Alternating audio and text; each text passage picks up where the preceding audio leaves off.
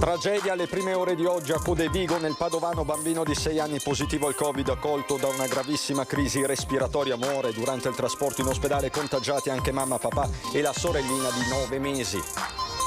Da domani fine di buona parte delle restrizioni, addio al Green Pass, quasi ovunque allentamento per le mascherine, ma serve ancora prudenza, dice l'esperto. Bomba carta lanciata in campo dai tifosi ospiti durante la partita tra Vicenza e Lecce. Il portiere biancorosso Contini rimane a terra tramortito e viene sostituito. Gara sospesa. Nel Padovano 2 vittime della strada in poche ore dopo la morte ieri pomeriggio a Villa del Conte di una ventenne di Cittadella Fatale. Stamattina un ciclista 73enne a Mestrino, lo scontro con un furgone. Un 22enne originario del Mali è stato arrestato dai carabinieri con l'accusa di violenza sessuale. Ad accusarlo una ragazza ventenne residente nell'Alto Vicentino.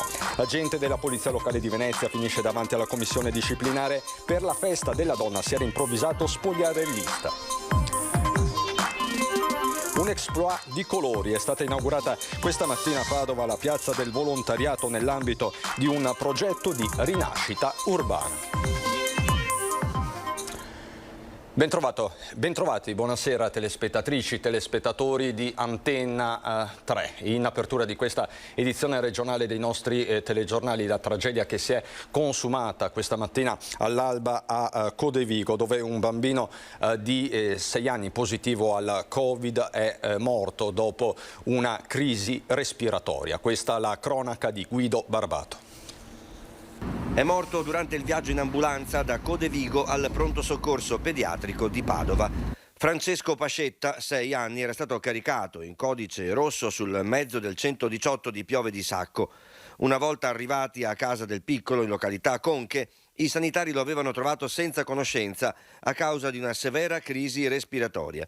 Quindi la corsa a Padova, dove l'ambulanza è arrivata alle 5:50 del mattino. Dalle informazioni fornite dall'azienda ospedaliera di Padova, da mercoledì 27 aprile Francesco era risultato positivo al SARS-CoV-2 a seguito di un tampone effettuato a Chioggia. È stato richiesto un riscontro diagnostico. Il magistrato ha disposto l'autopsia. Il piccolo avrebbe compiuto 7 anni il prossimo 11 maggio.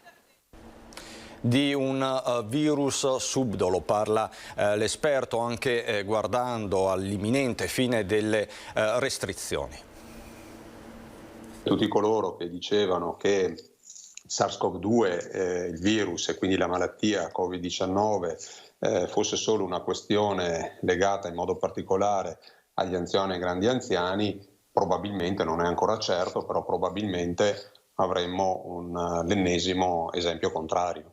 La cautela è d'obbligo, ma gli elementi finora emersi dimostrano ancora una volta come il Covid resti un virus subdolo. Così l'epidemiologo Massimo Guerriero commenta il decesso del piccolo di 6 anni positivo al SARS-CoV-2 a Padova dopo una crisi respiratoria, episodio che interroga a poche ore dalla fine di buona parte delle restrizioni. Quasi ovunque da domani 1 maggio non servirà più il Green Pass, mentre la mascherina resta obbligatoria fino al 15 giugno solo sui mezzi di trasporto, nei cinema, teatri, eventi sportivi. Altrove è raccomandata, ma la parola d'ordine per l'esperto resta prudenza. È vero che abbiamo a che fare con un virus decisamente diverso di quello conosciuto 2 anni fa, ma essere cauti e essere protettivi verso se stessi e verso gli altri, secondo me, è l'unica strada da seguire, quantomeno sino all'autunno prossimo.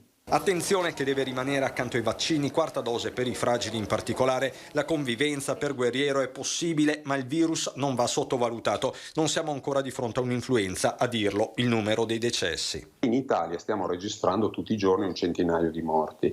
Ecco, tenete presente che mediamente in Italia muoiono circa 8.000 persone per la normale e banale influenza, come si dice, che tanto normale e tanto banale non sembra se appunto fa 8.000 morti all'anno. Se noi viaggiamo a 100 morti al giorno, capite bene che ancora, anche se il virus è molto depotenziato, come dicono certi, la mortalità può arrivare ad essere anche 10 volte superiore rispetto a quella dell'influenza. Ennesima tragedia della strada. L'incidente è avvenuto lungo la regionale 11 nei pressi della zona industriale a Mestrino, siamo in provincia di Padova. L'uomo 73 anni, Xavier Losci, si trovava in sella alla sua bicicletta quando per cause in corso di accertamento è stato travolto da un Fiat Doblò che viaggiava nella medesima direzione guidato da una 32enne. Il 73enne è stato trasportato in gravissime condizioni all'ospedale dove però è morto poche ore dopo il ricovero a causa delle gravi ferite riportate nell'incidente. Trasportata in ospedale in stato di shock anche la donna che era alla guida del furgone. Ieri sera un'altra tragedia ha colpito il Padovano, sempre sulle strade, stavolta a Villa del Conte, a morire una ragazza di 20 anni. Paola Zonta aveva compiuto 20 anni meno di 10 giorni fa, il 21 aprile. La sua giovane vita si è fermata venerdì nel tardo pomeriggio ad Abbazia Pisani di Villa del Conte, lungo via Commerciale, la strada che collega Loreggia a Campo San Piero. Guidava una Fiat Punto diretta a un ritrovo con alcune amiche e forse a causa di un malore o di una distrazione ha invaso la corsia opposta, schiantandosi frontalmente contro un camion.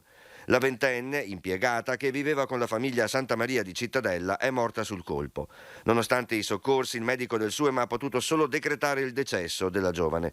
Sul posto anche i vigili del fuoco arrivati da Cittadella che hanno messo in sicurezza i mezzi. Illeso l'autista del mezzo pesante. C'è da registrare anche una tragedia nel Veronese, uno scontro frontale fra due auto, è morta una donna di 74 anni. L'incidente è avvenuto nel pomeriggio sulla provinciale 24 tra Vigasio e Isola della Scala, nel Veronese. Per l'appunto dei primi rilievi dei carabinieri, l'auto dell'anziana si è scontrata frontalmente con un'altra macchina guidata da un 37enne che è rimasto ferito in modo non grave, trasportato all'ospedale di Villa Franca. La donna invece è morta sul colpo. Ritorniamo nel Vicentino, dove è stato arrestato per violenza sessuale un giovane. Ad accusarlo è un'amica. Un giovane 22enne originario del Mali, residente in provincia, è stato arrestato dai carabinieri con l'accusa di violenza sessuale. Ad accusarlo una ragazza ventenne di origini senegalesi residente nell'Alto Vicentino, con la quale il 22enne aveva stretto un rapporto di amicizia. I fatti risalirebbero ad ottobre 2021. In quel periodo la ragazza aveva denunciato ai militari la violenza subita. Immediato l'avvio delle indagini che hanno portato i carabinieri ad acquisire elementi concreti e circostanziati per avvalorare quanto dichiarato dalla vittima. Il quadro indiziario che alla fine si è composto nei riguardi del ragazzo ha convinto il GIP di Vicenza ad emettere un'ordinanza di custodia cautelare agli arresti domiciliari. Ieri mattina i carabinieri del nucleo investigativo di Vicenza con i colleghi della compagnia di Schio hanno dato esecuzione alla misura cautelare. Lunedì con ogni probabilità si saprà la causa dello scontro tra vaporetti che si è verificato ieri pomeriggio a Venezia, nel corso del quale una turista è rimasta ferita. Siamo in attesa di vedere i filmati delle telecamere della polizia locale. Visioneremo questi filmati lunedì e poi cercheremo di capire esattamente la dinamica dell'incidente. Così il direttore generale del CTV, che anticipa il previsto incontro di inizio prossima settimana dell'azienda nella Smart Control Room della polizia locale al Tronchetto, anche con la Capitaneria di Porto, per capire quale sia stata la causa dell'incidente tra i due vaporetti in cui è rimasta ferita una turista dopo che si sono scontrati frontalmente all'imbarcadero delle Guglie a Venezia ieri pomeriggio. Per il vaporetto che arriva un motoscafo che va nella direzione opposta e un altro mezzo, quello di Ale Laguna, adibito al trasporto di persone da qui verso l'aeroporto, che parte. Insomma, il tratto di canale in cui si è verificato l'incidente qui alle Guglie è veramente molto trafficato, di conseguenza per i mezzi CTV le manovre risultano essere in uno spazio molto risicato. Allora saranno le immagini di videosorveglianza che verranno visionate lunedì a dare una risposta al motivo dello scontro tra i due mezzi. Vaporetti che a causa della ristrettezza degli spazi si sono letteralmente incastrati, con la prua del 5.2 finita contro la cabina della linea 3, provocando la rottura dei finestroni, con la turista colpita al volto dalle schegge di vetro. È un incrocio abbastanza, dovrebbero mettere una specie di Non lo so, non dico semaforo, ma qualcosa che si possano vedere entrambi, perché c'è anche la Laguna, guardi, oltre che i vaporetti. È trafficato, ma non c'è mica soluzione, però si mettono meno battelli o cosa si fa? Dalla laguna veneziana alle Dolomiti per parlare di sicurezza, 47 postazioni di lettura targa e videosorveglianza, una vera e propria cinturazione del territorio provinciale. Parte primo in Italia il progetto per la sicurezza urbana di ogni angolo della provincia di Belluno. La presentazione ufficiale questa mattina a Palazzo dei Rettori. Quando si dice fare gioco di squadra, è partito dal basso, dai sindaci e si è esteso ai più alti livelli istituzionali e delle forze dell'ordine provinciali il progetto unitario di rilevazione targhi e videosorveglianza che dal 1° di aprile ha reso operativo un sistema di controllo esteso a tutta la provincia di Belluno e destinato a fare scuola in Italia. Probabilmente uno dei primi esempi in Italia e progetto di alta tecnologia che va ad inserirsi come una tessera di un mosaico in quello che noi chiamiamo piano coordinato di controllo del territorio. 47 postazioni, di cui 30 perimetrali, 17 intermedie, un investimento di 935.000 euro complessivo, 900 dal Fondo Comuni Confinanti, 35 dal Consorzio Bimpiave che si farà carico delle spese di gestione annuali. È una piattaforma totalmente web, accessibile solo alle forze dell'ordine, quindi Polizia, Carabinieri e Guardia di Finanza.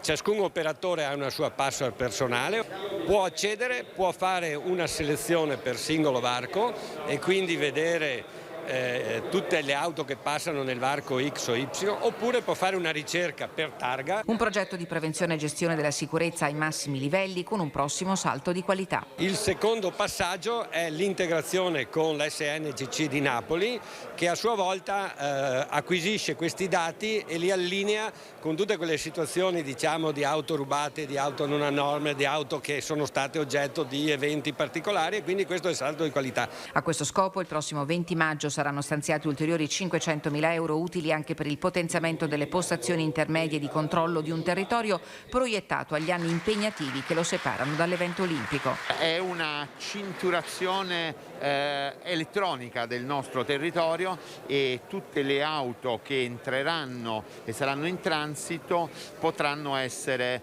visualizzate con specifici alert. Certo, servirà a potenziare gli organici delle forze dell'ordine, l'auspicio del presidente del Fondo dei Comuni di Confine, impegnato anche sul fronte del sostegno alle amministrazioni per realizzare le progettazioni in corso che rischiano di restare azzoppate dagli aumenti dei prezzi delle materie prime.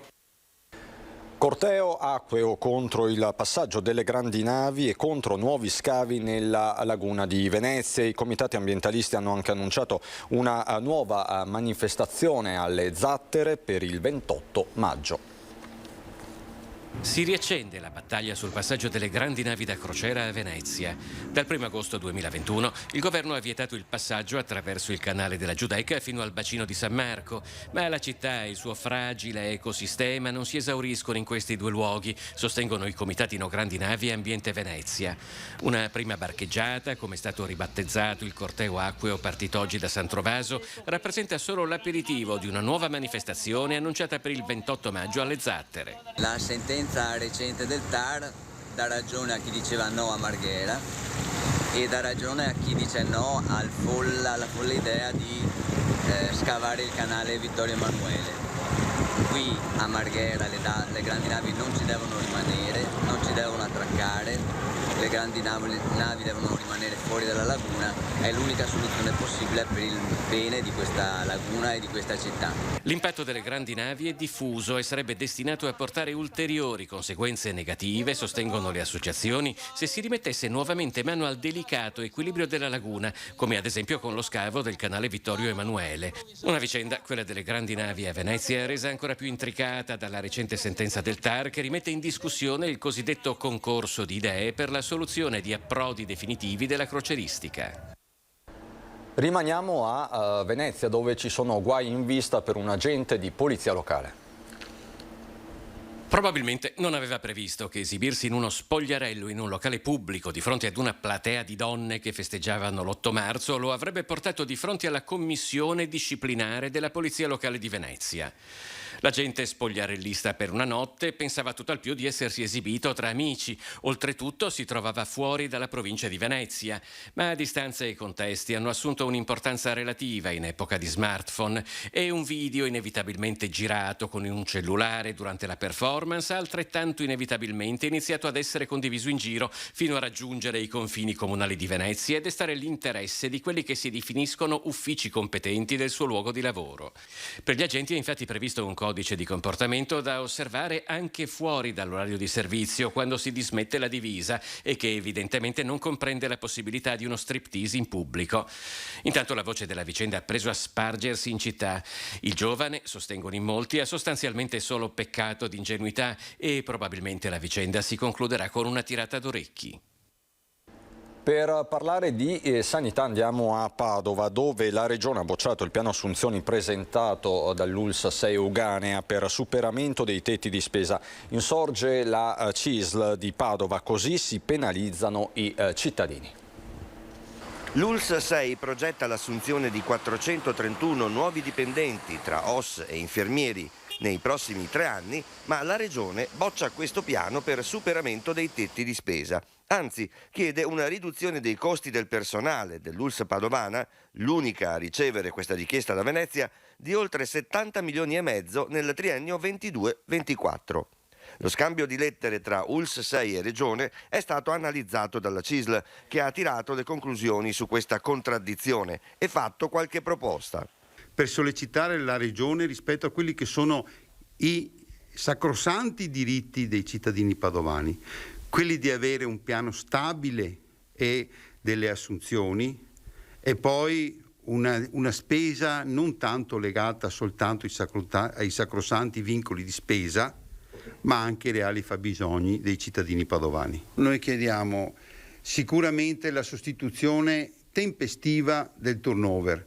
Oggi viviamo dei tempi tra le cessazioni e le assunzioni che sono biblici. Alla luce di questi dati, cioè la carenza di personale è ormai disumana. L'ospedale di Cittadella paga il dazio da oltre 1 anno e mezzo, mezza ortopedia chiusa.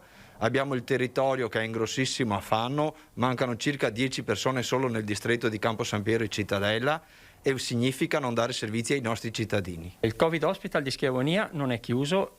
Abbiamo ancora 40 posti letto occupati, manca personale infermieristico, mancano operatori sociosanitari, mancano infermieri, manca OS, ma ne mancano molti, tant'è che l'azienda ha esternalizzato il punto di primo intervento di Conselve e ha anche la proposta di esternalizzare il servizio trasporti dell'ospedale. Non solo polemiche sindacali a Padova, ci sono anche quelle politiche. Nell'opuscolo elettorale del candidato a sindaco di Padova Francesco Peghin appare una sua foto con Alex Zanardi, il pluricampione di handbike vittima di un gravissimo incidente nel giugno del 2020. Apriti cielo, il sindaco di Noventa Padovana, comune dove risiede da tempo Zanardi, non la manda giù. Cosa che secondo me trovo completamente sbagliata, sia per rispetto verso la famiglia e sia per rispetto verso la persona che in questo momento non può dire nulla. Avevo chiesto anche quando era tornato a Noventa Padovana dall'ospedale, avevo chiesto che calasse un silenzio. Cioè io ho detto guardate, non rilascio dichiarazioni, vorrei che la famiglia fosse lasciata stare per rispetto verso la persona. Il candidato Peghin ha spiegato che si trattava di una foto fatta con un amico e anche sostenitore del Museo della Medicina, ente che l'ex presidente degli industriali ha diretto in passato. Poi c'è il fatto che a sostegno di Peghin c'è lo stesso partito in cui milita Bano, la Lega. Zanardi è di tutti, dopodiché c'è un aspetto familiare, quindi io ne faccio una questione oltre che di stile anche di convenienza per tutti, cioè non è opportuno che venga utilizzato, punto. Pubblicità, a fra poco.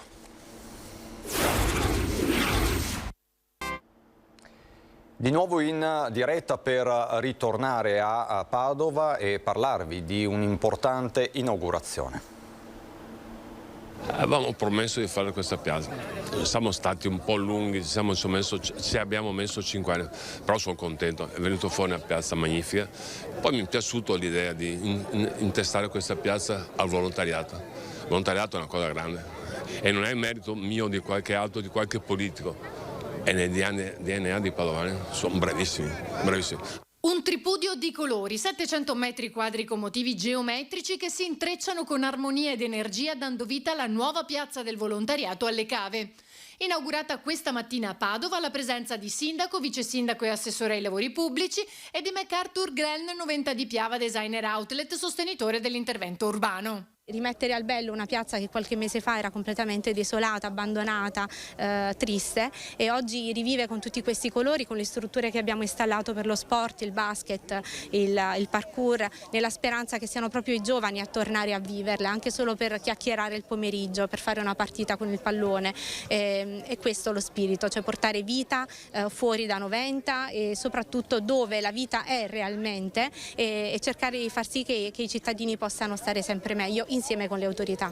La riqualificazione della piazza fa parte di un più ampio progetto di rinascita urbana, attraverso il progetto di realizzazione del murales a terra trame di tessuto urbano, creato dallo street artist Luca Font. Il tentativo è di trasmettere una serie di valori che sono sia legati al brand, sia legati alla città, sia legati a questo posto, e soprattutto cercare di trasmettere un'idea di allegria, di colore e di vivibilità per una piazza nuova e che spero che possa essere per il quartiere un punto di riferimento. Parliamo adesso di alpini che si preparano a rivivere le emozioni uniche delle grandi adunate. Prima Rimini con la nazionale, poi le penne nere si ritroveranno sull'altopiano. È un grande orgoglio per noi alpini andare su quella città che ci sta aspettando da 2 anni. Per la 93esima adunata nazionale degli alpini, Rimini attende l'arrivo delle penne nere che in massa rispondono presente. Dopo i 2 anni di stop imposto dalla pandemia, torna la grande manifestazione che richiama alpini da tutta Italia ma anche dall'estero. Attese 450.000 persone, 90.000 le penne nere che sfileranno domenica 8 maggio sul lungomare. Un'adunata si vive un'esperienza eccezionale. Si ritorna a ritornare come essere servizio militare. Dopo si trovano gli amici, si trovano tante persone che ti fanno una grande festa, perciò è un entusiasmo molto grande. E dalla montagna raggiungeranno la costa anche gli alpini della sezione Monte Ortigara, già alle prese con l'organizzazione del raduno del terzo raggruppamento che si terrà dall'8 al 10 luglio sull'altopiano. Queste montagne, l'Ortigara in particolare, calvario dei soldati negli anni tremendi della Grande Guerra e luogo scelto per la prima adunata del 1920, riservano sempre emozioni profonde e intime per rendere onore a chi ha perso la vita in questi luoghi martoriati. La terra sacra degli alpini su quella colonna per non dimenticare che gli alpini e non alpini ci sono stati 30.000 morti. Ci aspettiamo sicuramente le 20-30.000 presenze di penne nere sull'altipiano, perché sull'altipiano è molto sentito, è una terra che è stata molto durante la guerra e hanno dei ricordi molto particolari. Appuntamenti di grande importanza che il gruppo Media Nord-Est porterà nelle vostre case. Domenica 8 maggio vi racconteremo in diretta la grande adunata di Rimini con tutte le immagini del lungo sfilamento sul lungomare romagnolo. A luglio saranno 3 giorni di dirette a partire da venerdì 8 e fino a domenica 10 con approfondimenti e collegamenti per farvi vivere le emozioni degli alpini che tornano sull'altopiano 100 anni dopo la prima adunata nazionale. Andiamo adesso a Vicenza, siamo in grado di raccontarvi quanto successo nel pomeriggio, un pomeriggio ad alta tensione allo stadio. Il boato liberatorio della curva sud dei tifosi del Vicenza dopo il fischio finale di una partita incredibile. Vicenza-Lecce finisce 2-1 con un rocambolesco rovesciamento di fronte del risultato dalla metà del secondo tempo fino al termine. Vicenza è una città blindata, uno spiegamento di forze dell'ordine eccezionale, ha stretto le opposte tifoserie in cordone di sicurezza che hanno impedito fino alla fine che accadessero scontri o tafferugli, anche nel finale, il momento più delicato del match che ha visto deludere le aspettative dei pugliesi. Per la cronaca un petardo lanciato dai tifosi giallo-rossi ha stordito il portiere del Vicenza che è uscito in barella. Qui la partita è stata sospesa per 11 minuti. Decine di autobus hanno atteso l'uscita dei tifosi ospiti all'interno del recinto di sicurezza del Menti, sotto lo sguardo vigile dei reparti antisommossa schierati. Sono stati accompagnati in stazione sotto scorta senza che si registrassero violenze fino alla fine. Un ottimo risultato per Vicenza, ma anche per il Lanerossi Vicenza, che al 58esimo del secondo tempo ha infilato il gol della vittoria. L'obiettivo di oggi è stato raggiunto. Il destino dell'Ane si giocherà domenica prossima. Dal Veneto è tutto, ci sono adesso le previsioni del tempo. Buon sabato sera.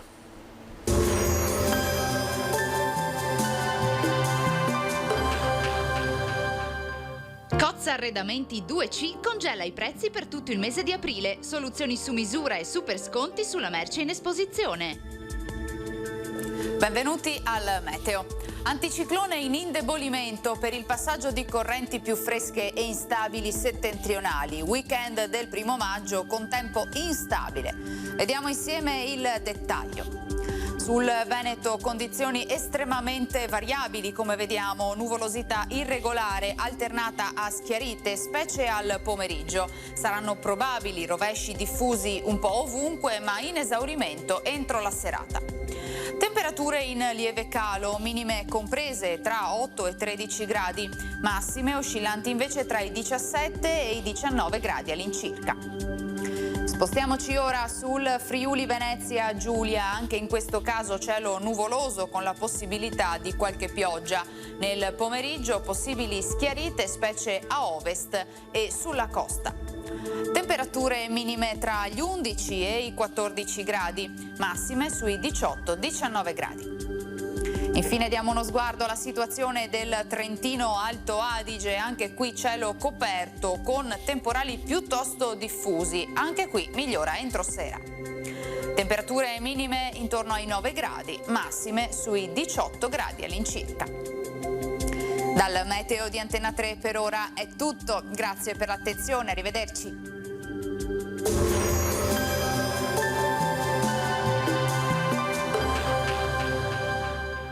Cozza Arredamenti 2C congela i prezzi per tutto il mese di aprile. Soluzioni su misura e super sconti sulla merce in esposizione.